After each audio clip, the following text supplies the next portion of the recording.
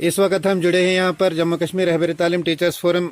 ज़िला डोडा के district president Ishaq Rashid Malik से। तो आज यहाँ पर डोडा में जो मीटिंग हुई, इसके बारे में आप क्या मैसेज देना चाहेंगे? देखो, मैं जिला के तमाम असातिज़ा से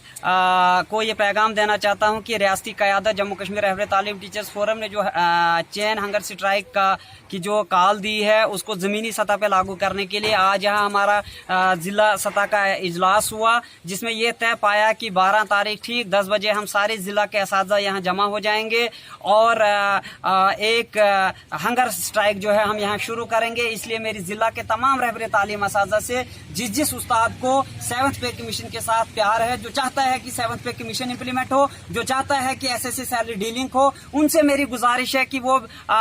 अपने घरों को छोड़कर यहाँ जिला हेडक्वार्टर पर ठीक 10 बजे पहुंच जाएं, ताकि हम अपने कार्रवाई जो है, जो रियासती क़यादत ने कैलेंडर दिया है, उसको जमीनी सतह पर लागू करें।